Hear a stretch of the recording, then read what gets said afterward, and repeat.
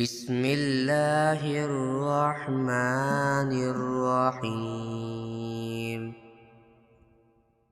وواعدنا موسى 30 ليلة وأتممناها ب10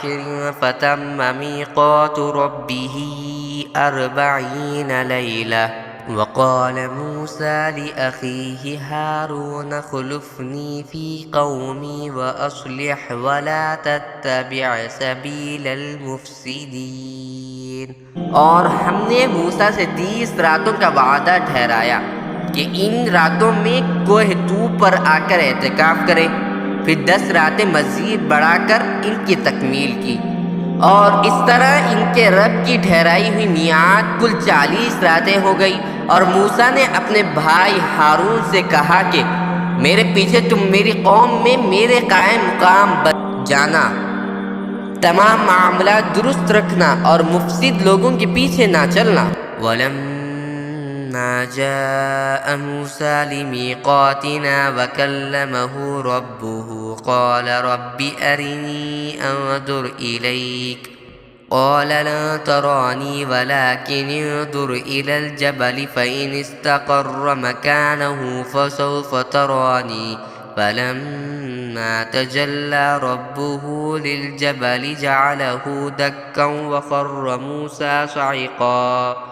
فلما أفاق قال سبحانك تبت إليك وأنا أول المؤمنين۔ اور جب موسیٰ ہمارے مقررہ وقت پر پہنچے اور ان کا رب ان سے ہم کلام ہوا تو وہ کہنے لگے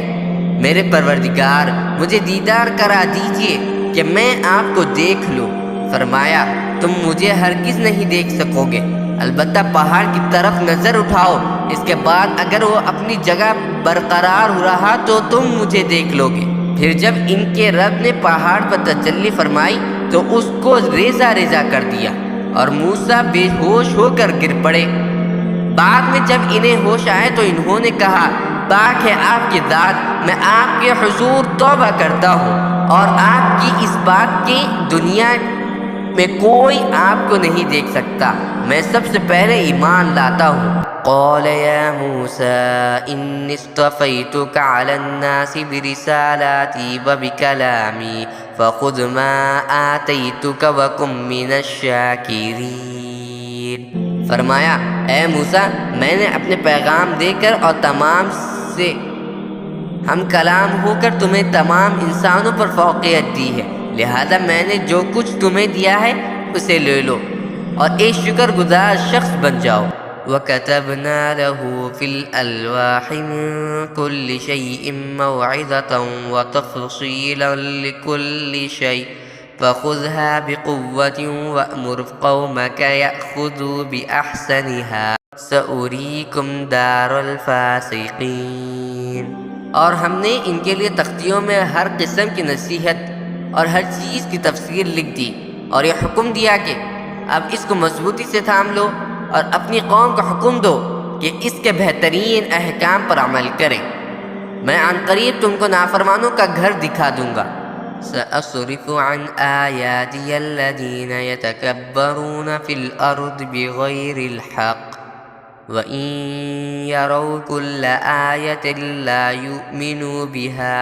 وَإِن يَرَوْا سَبِيلَ الرُّشْدِ لَا يَتَّخِذُوهُ سَبِيلًا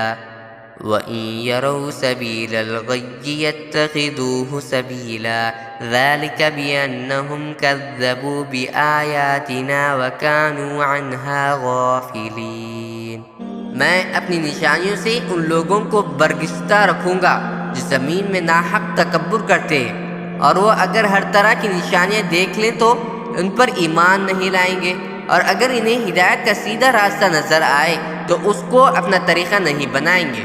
اور اگر گمراہی کا راستہ نظر آ جائے تو اس کو اپنا طریقہ بنا لیں گے۔